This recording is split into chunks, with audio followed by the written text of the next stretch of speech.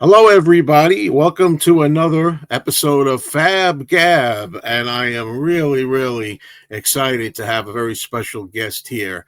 We have Gary Van Scyoc, uh, known for Elephant's Memory, the Elephant's Memory Band. I got my pin on here. If anybody can see it, hopefully you watch it on a big enough TV, you can see it. Gary, thank you so much for joining us here today. Glad you got your pin, Joe. Thank you so much. Oh yeah. It was a pleasure. I got to see you at the Power to the People listening event Yeah, I feel like recently. you. I guess Yeah, it's only yesterday or 2 weeks ago, something like that. that's All right, Gary. Um, to start off with, I know a lot of this is probably old for you, but it's new for me. I'm wondering when it came to the Elephant's Memory Band, how did you come into it? I know they were around in the late '60s to start. somewhere around the mid 60s, 65. I think they. 65. I didn't join till 1971, but they had done a lot in the music business before I joined the band. Besides having their house burned down by some redneck up in Spring Valley, New York, in '68, I think it was. They had a rough go of it, but managed to sign with Metro Media Records. And also, but previously to that, I think they had a short stint on Buddha Records, the bubblegum people. And both of those albums were quite successful, really. When we joined up with John, we had to get the lawyers at Apple to get us out of our Metro Media Records contract. And but they did the album on Buddha. Then they had a hit single on Metro Media called Mongoose. It was top 40 in Cashbox and Billboard. Uh, but mostly they were famous for, and I think where I heard them first was they did the soundtrack for Midnight Cowboy, the movie, the Academy Award winning movie. With starring Dustin Hoffman in 1969. That was actually the picture of the year, I think, in 1969. So when I went to audition, I saw the gold record on the wall for the soundtrack to Midnight Cowboy, and that really piqued my interest because I thought I'd kind of like to have a couple of those. So the Elephants made that dream come true for me. Oh, that's great. Um, Now, the first bassist was John Ward, Exactly. and then you came into the picture around 71, I think, right? 1971. I joined early in 71. They were doing, at that time, I was doing a lot of studio work, and I was signed to Columbia Records with a band called Pig Iron. And I think the guys in Elephants had known about that and had checked me out on the local New York scene by word of mouth. And I was actually working with Paul Simon at the time because we were doing an in-house project. Simon and Garfunkel were on Columbia, as my band was. So I got an in-house call to do some sessions for Paul. And to make a long story short, during the sessions, I said I saw an ad in the Village Voice for a band called Elephant's Memory looking for a bass player. And Paul said, you know what? I saw them last year in Washington Square Park, and they were really good. You should go down and audition. So from that prompting from Paul Simon, I went down and got the gig. I think they knew that I was signed with Columbia, but it was a cattle call. Like 60 bass players showed up roughly or whatever, and I did get the gig, so very fortunate at that time, and never looked back. How did it come to pass that you wound up meeting John and Yoko? Well, we had been doing a lot of political benefits, political type of gigs, NYU, up at Columbia in New York, in Manhattan, Columbia, the school meant Columbia. And we had a mutual friend, it turns out, and a guy named Jerry Rubin, the political activist. And we did a tape on Long Island at a station called WLIR. I know it well. Yeah, I Knew it well. might be still around, uh, but different format probably. But those are days you went in and you made like a 7.5 recording of the show. You played like 30, 40 minutes. We did a short set, and they would throw you a cassette at the end. And I think that cassette made its way to Jerry Rubin and then to John and Yoko. So that's how they really heard it, the first recording of us, so they could actually hear a good quality recording of the band and a good performance. We pretty much kicked ass that day, if I recall, and John and Yoko heard all the ingredients that they needed. They heard the sax, which John was blown away by. As Stan was like Bobby Keys on steroids. So they heard, the great guitar playing in Tex Gabriel. Tex Gabriel had just come to us from Mitch Ryder and the Detroit Wheels. I'm sure everybody's heard of that band from Detroit. He had only been in town a couple of 3 weeks before he signed on with the Elephants. And we had I got Adam Ippolito, the keyboardist, involved from my band Pig Iron on Columbia. That didn't happen right away, but Adam was around for the first meeting. John and Yoko showed up at our rehearsal, and it was about maybe 7, 8 o'clock at night, and we played pretty much for hours and hours and hours that night. But that was a small studio called Magna Graphics in Greenwich Village, where we had our first meeting. We had been rehearsing there with Sha Na Na for maybe 2 or 3 months at that time. And we eventually, I guess that's how we got Sha Na Na onto the Garden performance, because we had made close friends with them at our rehearsal studio. And John was quite happy with that. He loved the oldies, so that's how Sha Na Na became on the one-to-one concert. Mm-hmm.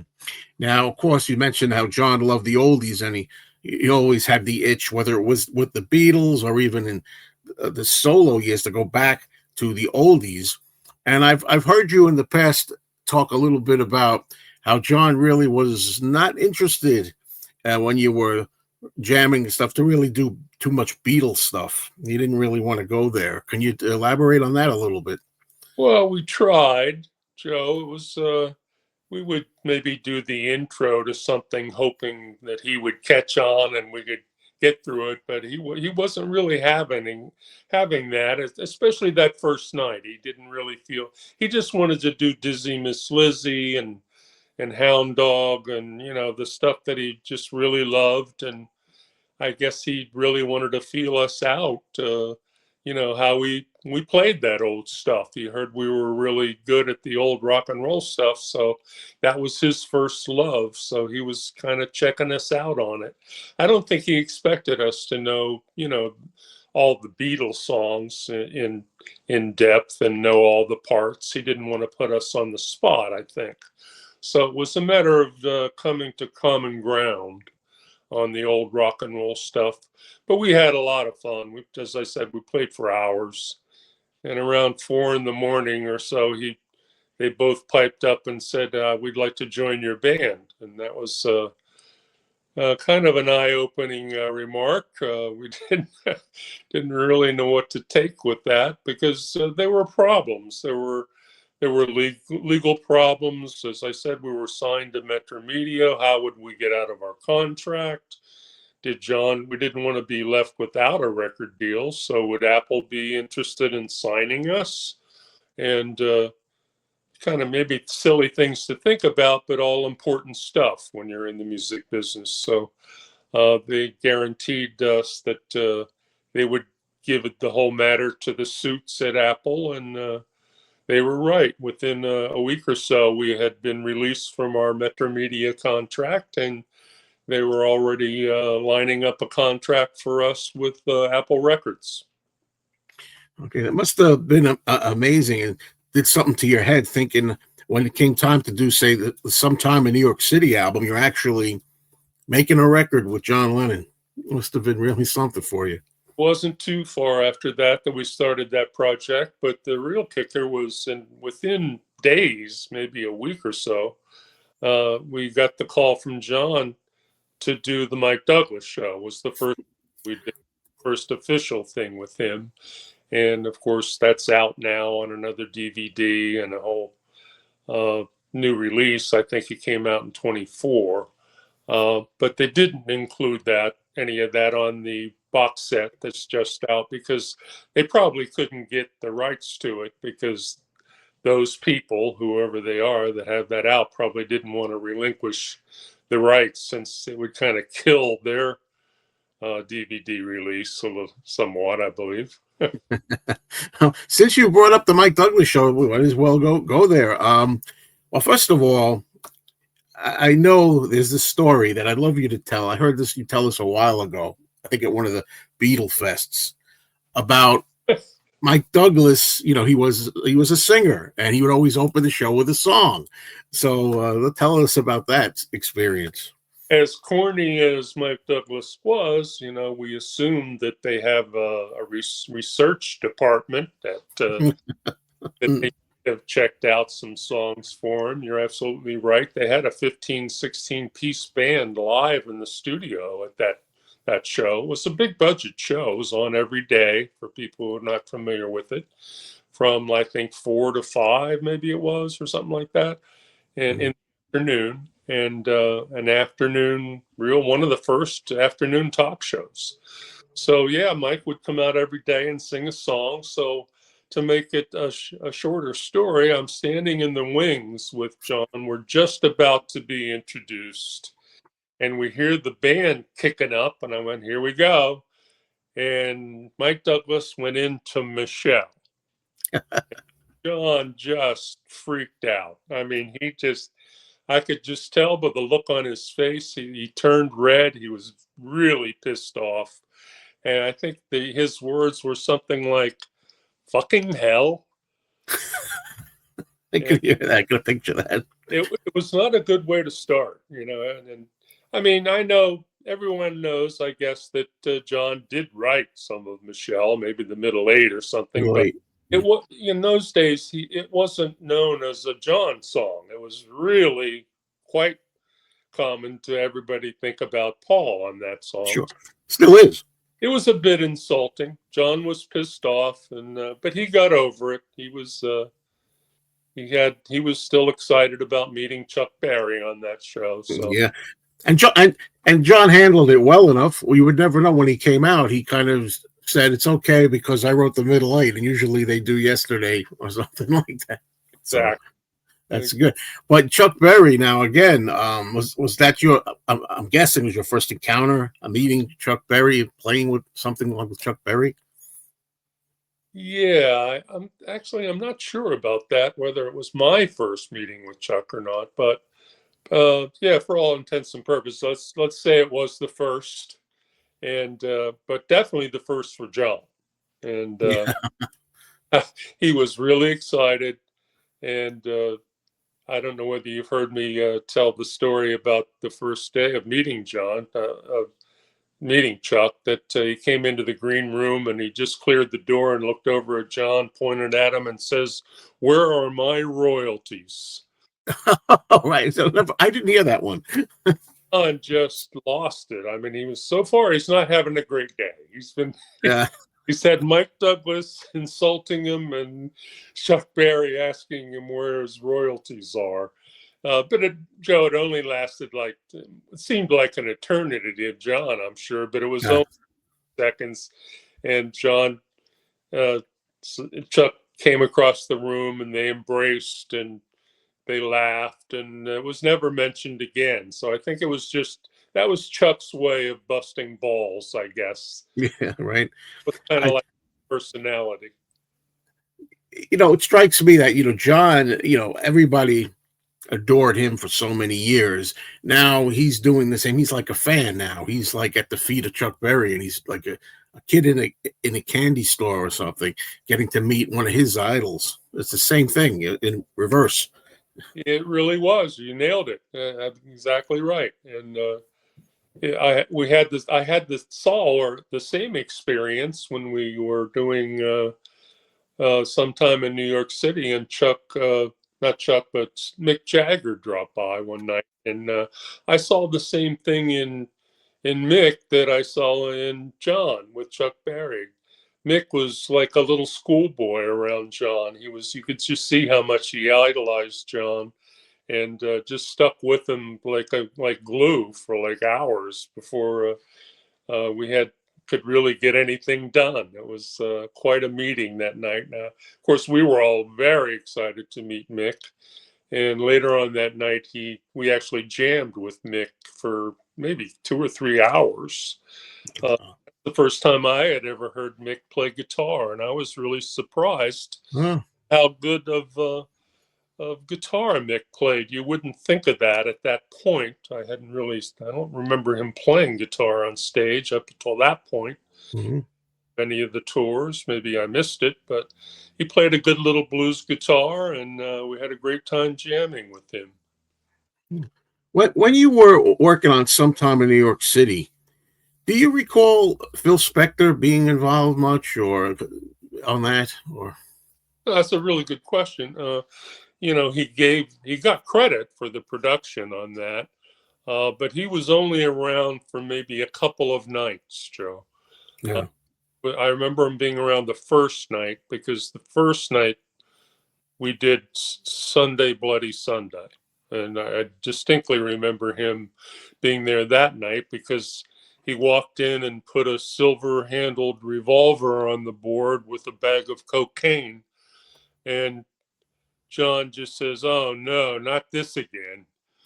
And I knew what he meant, and it was all downhill from there. They butted heads for that night and the night after that, and I think by the third night he was gone and never came back. Oh.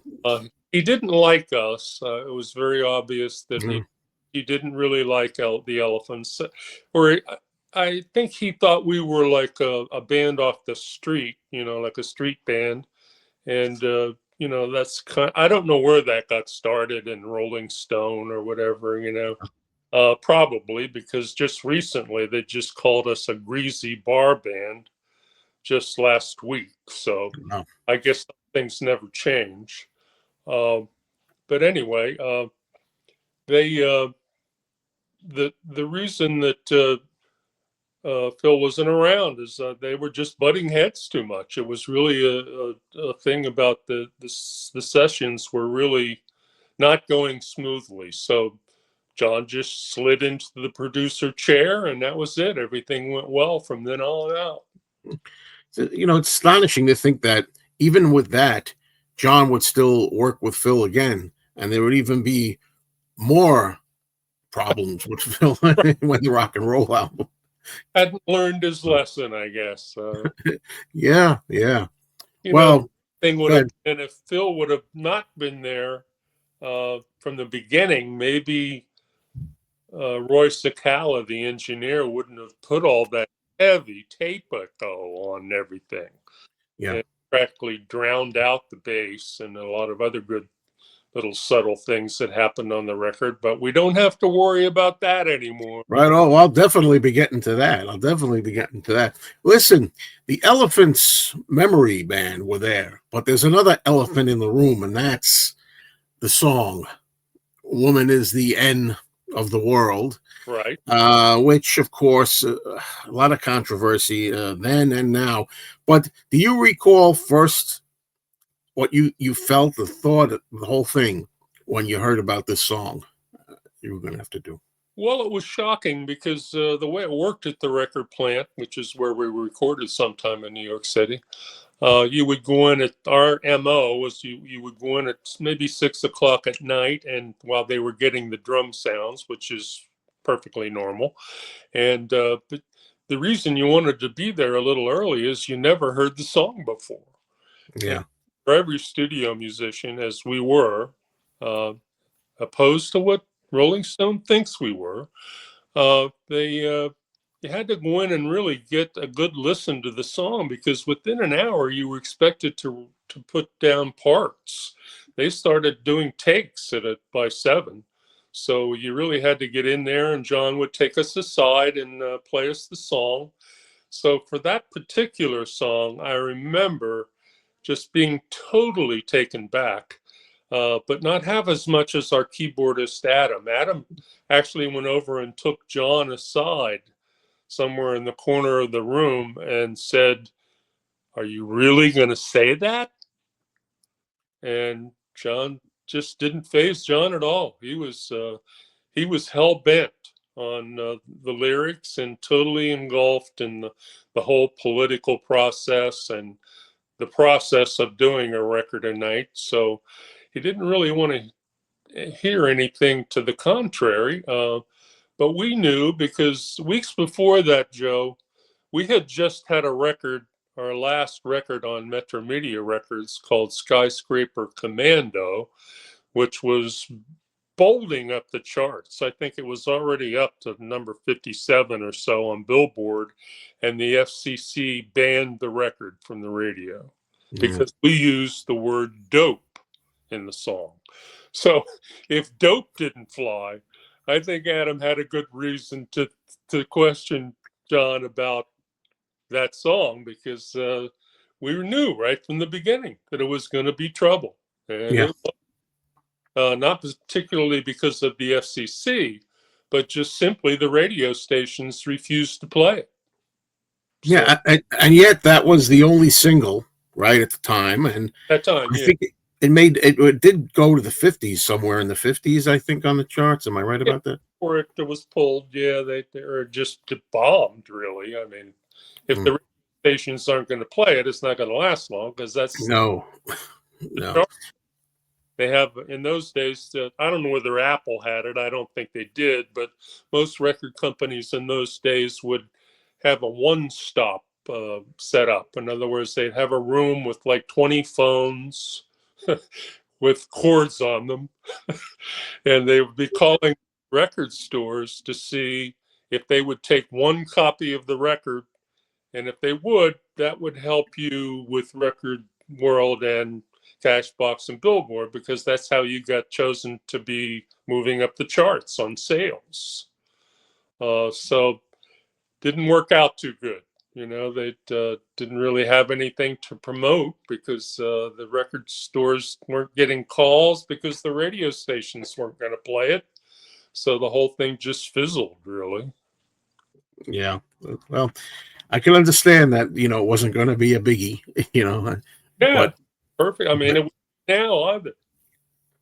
But I know, of course, we all know what he was trying to get at in the song, and I think it's important. And it's my favorite song on the album. I like others too. I'm one of the people that is a supporter of the album. I don't hate the album. Sometime in New York City, I've always enjoyed it, and thought it was kind of brave at the time, and naive perhaps on his John's part, but brave too. And that song, I think the band cooks on that song. Really, I've always thought that, and just wish it had been able to be released today again. Yeah, I hear you. Me too. I totally love the lyric, and I think it was an important thing for Yoko to come up with that. And hopefully, it's still, despite all of what happened, hopefully it still turned a lot of heads and made a lot of people think. I know it did John. I mean, he's has said in many interviews years ago that it really turned him around on the whole women's lib issue. And Yoko was right to the point, boy. She was a cutting knife. I mean, we have found out later that Yoko wrote a lot of the lyrics to Imagine as well. So yeah, she inspired the song. And a lot of people say on my channel, they say, "Oh, Yoko haters, who does she think she is?" I said, "Well, John gave her credit in his last interview." So he said, he copped out at the last minute, but really it should be considered a Lennon Ono song, Imagine. It really should have been. Yes. So she was right. It was late when she got the credit, but yeah, better late. They say. Well done. Better late than never. Yeah. Certainly my credit. I know that. In the studio, I know this is hard to nail every detail, but John generally in the studio? I mean, he's human being like anybody else. I mean, how was he to work for in the studio? How would you describe how he could be? I guess multifaceted. I would imagine different moods, things. But Yeah, what do you, I learned a lot from John. I mean, the first thing was how focused he was. I didn't know whether there'd be a lot of silly stuff like help or I didn't know what to expect really. But boy, he was take care of business. I'll tell you, had his head in the board every second. Hardly ever got up to take a break. But that's what I learned from him. You really have to stay in the record, so to speak, and concentrate, especially as a producer. And if you're just a player, you can, take an hour break when they're working on overdubs or something. But when you're the producer, it's a whole different story. You're involved every second, whether you take a couple of people aside to work on background vocals, or you're working on a particular part, or you have to redo a drum mic. I mean, it just never ends. It's just and you have to be so intense in the studio, as I'm sure most musicians know. But for the lay person out there, I mean, it's just a lot of work. And John we would go in at 7 and not finish till 7 the next morning. So that's a pretty good little hours of concentration. And John was up to the task. that's impressive for me to hear because his reputation, I think, to some point with the Beatles, a lot of times you can hear it on outtakes too. All right, come on, let's go, let's get out of here, or kind of thing. And it's like everybody thinks Paul was the one. Paul would spend a long time on things where John was like, let's get it over with, let's get it going. But to hear you say how much he really was focused and spent a lot of time is different than what I was led to believe. Yeah, well, I think he was tired of doing that, taking weeks and weeks and weeks to do a record. I mean, as you said, Paul was really into that. And I'm sure he was right along for the ride. But for that record, sometime in New York City, he just wanted to do one song a night. He didn't want to take all that time that they took on Abbey Oh, or any of those other White Album things. He was kind of tired of that, and it was just an approach that they came up with, that they wanted to think about doing one song a night, and as if it were coming out on the news as a newspaper thing, and hit the streets the very next morning. I mean, it's the idea, right? Yeah. that record right on the street the next day. That's, Yeah. And even if some of the news was old by the time yeah, it came out, it's still about the moment that he was doing it. Listen, I want to take a moment here to show this. This is a picture. This is an album that I have, Willowbrook Rehearsals. I love that picture.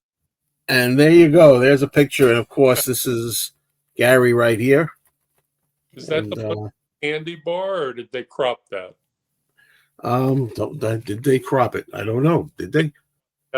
In one of the shots that Bob Gruen, to give credit, took that picture, there was Yoko was holding a huge Hershey's bar. Oh And, yeah. Oh, I think I've seen that before. Now yeah, that you mentioned it, it's not on this. No, it's cropped. You're right. crop Gotcha. or Yeah, it's not on the bottom there.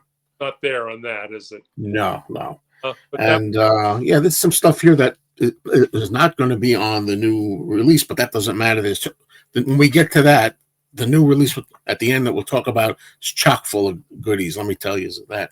All right, now let's see. Let's talk a little bit about the one-to-one concert that was done with the Children of Willowbrook on August 30th, 1972.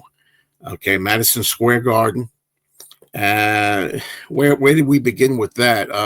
Well, first of all, the fact that I always note that there are two drummers, two bass players. Can you talk about that a little bit? What John might have been thinking? well, that's nice of you earlier, Joe. You mentioned John Ward's name. John Yeah. was the old bass player that I replaced in early '71. He had been with the band since '65. Was with them when they had their house burned down up in Spring Valley, New York, and was on Buddha Records with them, Metromedia Records with them, and but I came into rehearsal one day when John was forming the idea of having two of everyone, and he says, I just asked Noel Redding from Jimi Hendrix Experience to do a second bass at the Garden. And I just freaked. I mean, I was, oh my God, no one will ever, the press will never be asking me anything. I'll be all over Noel Redding. So I was really disappointed to hear that, really, honestly. And, Sure. but it only lasted a couple of days. Noel Redding backed out for whatever reason. I can't recall. And so I said, John, if you're really intent on having two bass players, and I have no problem with it, why don't you let me ask John Ward to come because he must be feeling pretty low right now that he left Elephant's Memory and they get the call to play with John Lennon. So, and he was such a sweet guy. So we got a hold of John and he became the second bass player. There were two guitars, Tex Gabriel, our guitar player, and John. Adam Ippolito, our keyboard player, and Yoko playing keys on stage, and two drummers. They really were intent on having Jim Keltner on the gig because they had worked with him so many times up till then on various projects that they really considered him a mainstay of the Plastic Ono band. And so I was thrilled with that. I mean, he was known even then as being one of, besides Jim Gordon, being one of the top trap players, drum trap players in the world, really. And so I was thrilled to have Jim in there because our drummer Rick Frank was really a percussionist, a really good percussionist. But there's kind of a difference between a percussionist and a trap player. So that was like a perfect meld of the two. And I think that's what John was thinking. He loved Rick's percussive Latin percussion kind of approach. And so the two of them, Jim Keltner and Rick Frank, were really a great duo, especially not for just the albums, but for the one-to-one concert that we're talking about now. Well, there were two shows done, an afternoon show and then an evening show. And do you have a preference of the two shows yourself, by the way? Yeah, I like the shirt that I wore during the afternoon. The shirt. No, I think the afternoon was the strong performance. I think most on the box set, they chose mostly the afternoon. Yeah, for the hybrid disc. It was just better. Not that there's anything wrong with the evening shows, but John was a little hoarse when he came in earlier that day. Mm. I don't know whether that just worked itself out because you'd never know it. I mean, his performance of Mother in the afternoon was just, wow, I've never heard anything like it. And to be standing 2 feet away from him when he was delivering that performance was just awesome. It was almost distracting. The only thing that saved me was you only play a bass note like every hour on that song. It's a plotting thing that I had plenty of time to check out John and then just play a note and then just go back to digging on him. Right. It's funny. For years, people were thinking and saying commonly that they thought the evening show was better. Now, when I heard the new release with both shows, I like the afternoon generally better too. Well, thank you. I think, I don't know what your instincts just judge these things. I don't know how we decide that, but there was just something about and I was glad to see when I saw the lineup that they chose for the box set, that they chose in the mixture, I forget what they call it, the hybrid show or whatever they called it. Yeah, that's the mixture. Yeah. Afternoon, a few evenings thrown in there. Yeah. Yeah, I noticed that. Okay, now I have to ask this. I've always been a Yoko supporter because, I mean, it started for me years ago when I was younger, the fact that, well, this is John's woman. This is who John wanted. I accept that and respect him and her. And also, contrary to what a lot of people think, I'm defending this on my channel all the time. Yoko did not, folks, always scream all the time. Oh, yeah, she did a lot of that. But not all the songs are that. I mean, there's songs like "Move On Fast," things like that, where it's a pretty good rock song. I got to tell you, I think, and "Born in a Prison" and so forth. Um, but what I want to know is the crowd reaction overall to Yoko songs, though, at the time. Was not very good. No, I didn't sense that. It was kind of hard at the Garden. You had all these dollies with TV cameras and moving Ah, going back and forth, but you certainly heard the 25,000 tambourines. oh, it's a tambourine show. Yeah, You had, exactly. almost had to just dial the crowd out because that was so loud. In between songs, they didn't stop. They just kept cranking on those tambourines. It was pretty loud. A friend of mine told me it was the loudest concert that he's ever heard. Many people have told me that. Yeah, Surprised with all. I mean, John bought us $100,000 worth of equipment to be on stage that day, and of course he was gearing up for the tour that never happened. But yeah, if you see the pictures on the box set of what the gear looks like from the front and the rear, that was pretty intense. And I'm glad it was that way because we had to drown out all those 25,000 tambourines. everybody had got a tambourine. I'd like to get one of those if I can find one for a collectible. Yeah, I mean, that was Yeah. amazing. Now, of course, one of the highlights was the fact that John went back into the past, Beatle past anyway, as he says just once, for "Come Together," Right. which is a real treat to hear that. And how did that come about that he actually, in the end, wound up doing "Come Together"? Well, we would coax him to do Beatles songs like we did that first day that we met, but I would coax him almost every day at rehearsal. Couldn't we do just, I couldn't believe that he wouldn't want to do at least one or two Beatles songs. I mean, it was just hard for me to understand at that time. And they're Beatles songs. Hello. And it would have been such a thrill to do it. I don't, I think he kind of enjoyed me bugging him about it a little bit. Yeah, Uh, but one day I came in, we rehearsed every day 2 weeks previous to the Garden at the Fillmore East. And I remember I came in one day a little late because we had two bass players, so I didn't really need to be there right on time. I don't know what happened, but I was late, probably because of a cab. And I walked in and I heard them playing "Come Together," and I went, "Oh my God, we're going to do this?" Because he really didn't even go there at all during most of the rehearsals. Uh, the first night, yes, but not at rehearsals. He was very take care of business. Him and Yoko were very busy and intense on getting the order of the songs and their choice of material for the show. And but it was cool. I walked in, they were doing "Come Together." I had a smile probably a mile wide, and I thanked him for relenting to do that. And I think it really came off great at the Garden. yeah, it did. Being the only Beatles song, I didn't think about it at the time, but that may have been made it more effective than anything. Hmm. Yeah, and I got to say, I do respect and understand at that point in time in his career, not really wanting to go there. It's not exactly like Paul, for example, was going crazy playing tons of Beatles songs or anything like that. Don didn't live long enough to see where he would be at if he was touring later in his career. But Paul eventually got to the point. Now his shows are like, unfortunately, I say as a diehard solo fan, three-quarters Beatles or something, or half at least. But Yeah, yeah, so it's understandable, I think, at that time.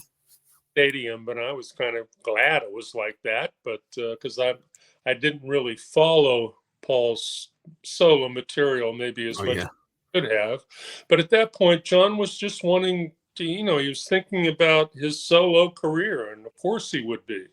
I mean, it's 1972. I mean, it's a matter of hours after the Beatles broke up. I mean, uh, I can understand from a solo artist point of view why he would want to do that and not be rest on his laurels, as they say. And but it was a lot of fun playing "Come Together" and covering that Paul McCartney bass line, I'll tell you. Yeah, right. And doing that old song of 3 years ago, you know, Right. it's amazing to me sometimes when I think how things seem to have been so different. Like 5 years gaps then were much different than they are now. Like I always say, this is 2025. You could tell me this is 2018, 2011. I don't even notice hardly any differences. Whereas 1960 to 65 seems different, 65 to 70 seems different, so on. You Yes. know, you know. Um, Gary, can you tell us a little bit about working with Yoko on like approximately Infinite Universe, for example, Yeah, which I think is her considered her best album or one of them. I think too. But oh, totally agree with that. Of course, I'm biased, but uh, that was kind of the end of the year. So we had already been through Mike Douglas, Sometime in New York City, our solo album, Elephant's Memory self-titled. We'd done Dick Cavett Show. We'd done the One to One. We had done Jerry Lewis Telethon. All these things have went down. So by that time, we had so many hours in the studio and so many hours rehearsing that we were a clean-oiled machine. I mean, by the time we got to Yoko's album, we were really at our best. I thought. I think it's the best work that Elephants did with the Lennons. Was not that there's anything wrong with Sometime in the live show, but by the time we got to her album, it was just every day was just a new adventure. There was a double album, so every night was a different song, and we were used to doing that by then. She treated us like gold. She would send the wives flowers and send them shopping, and because we were in there for 2 weeks or 2 weeks plus to do that demo. I'm sorry, the album in I think it was November was finally before it was completed of 72.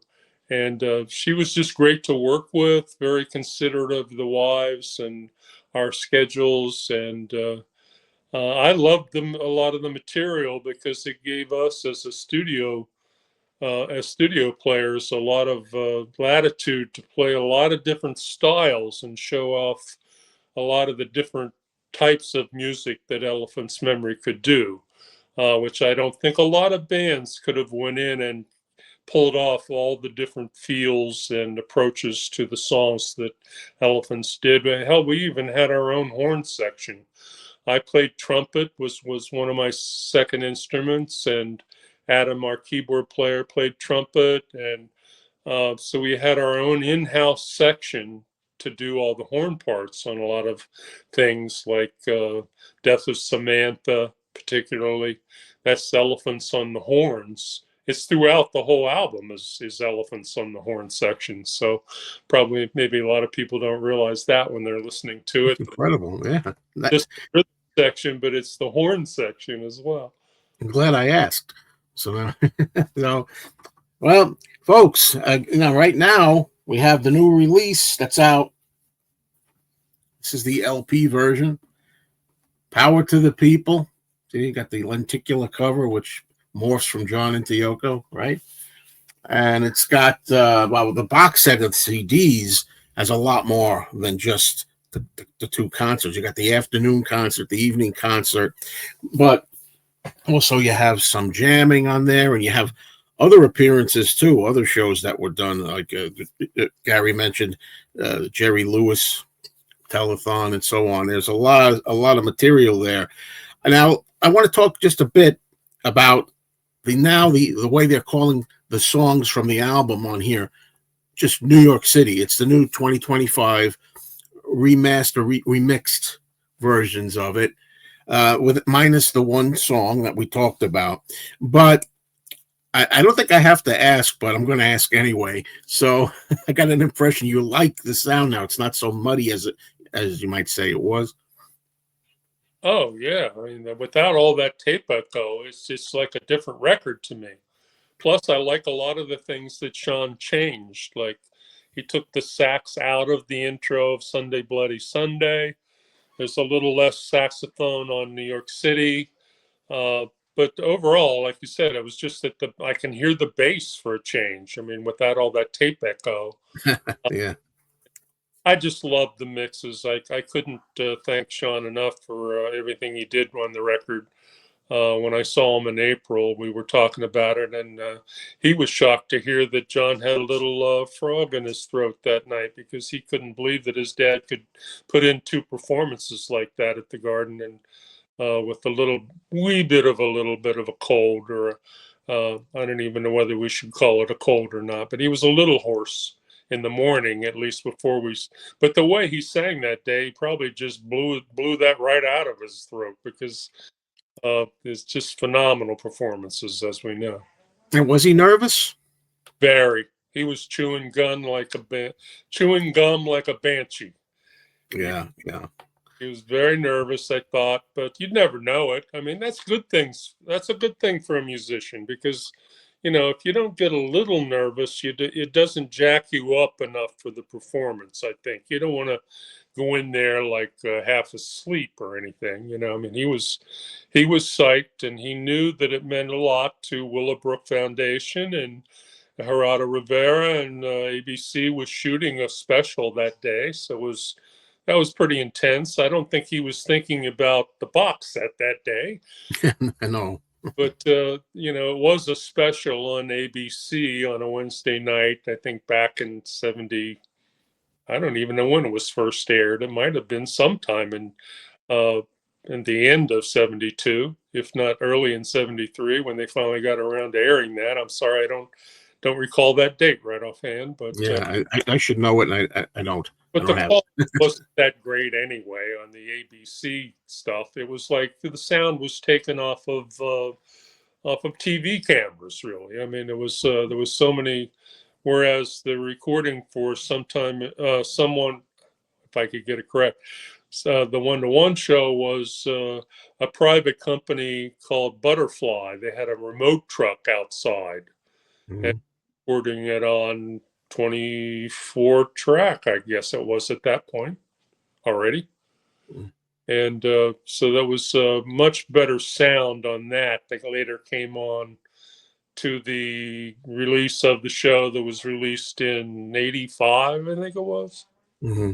85 or 6. Yeah, the show was 85. I think the album was 86, live at John Lennon, Yeah. live in New York City. Yeah, yeah. But yeah, that's the right time. All I could say is this is so much fun, but I want to, before I wrap up, ask if you have any like other anecdotes, funny stories of John, maybe one you could share with us, maybe something that happened. I seem to remember something about a restaurant, maybe, or something. Yeah. Well, you heard me tell that story at the listening party, right, John? That's probably Yeah. where it was. I was not setting Bob Gruen up for that, but I think he tells the story much better than I. So let me tell another one. Because real quick, that one was, so we went to a restaurant in Chinatown, ordered everything on the menu, every drink known to man, and John and Yoko had no money. So it was they had to send up to the Dakota for somebody to come down and pay for the evening. But one of my favorite stories isn't about John. It's about Yoko. When we played, we didn't mention this performance previous in this interview, but we played Town Hall in New York with Yoko to promote the Approximately Infinite Universe and album. And somewhere in the beginning of the night, one of the personal assistants to Yoko comes into the green room and says Yoko would like you guys to wear the Approximately Infinite Universe T-shirts. And I says, well, that's a good idea. That'll look cool for the band. I'll have those on. And by the time the girl got around to passing out the shirt she handed to me was an extra small. I'm 6'1.5" and I weigh 200 pounds. So it came up to about my navel at best. So it was not fun. So I sent a message back to Yoko's dressing room and told her I'm not wearing it. Mm. Well, guess what? I wore it. You wore it. Mm. I didn't Well, get out of that because it was just that's the way that things went down. well, So I relent and wear that shirt, but I didn't think at first that the base was going to cover that up. So no one would have ever have known. It covered up my navel and the shortness of the shirt, but at the time it was really a serious dilemma in Gary Van Scyoc. I can imagine that. Well, again, anything for art, right? I guess you could say artsy. Couldn't All let right. Well, go. She was too nice to us. I had to give in on that one. you know, it is what it is, and at least it worked out good in the end. Listen, Gary, this was such a pleasure for me. I want to thank you again for being here and agreeing to do this, and I hope to talk again soon. Everybody, hope you enjoyed it. Gary Van Scyoc, thank you so much for being here. Appreciate it. Thank Cheers. you, Mean Mayo.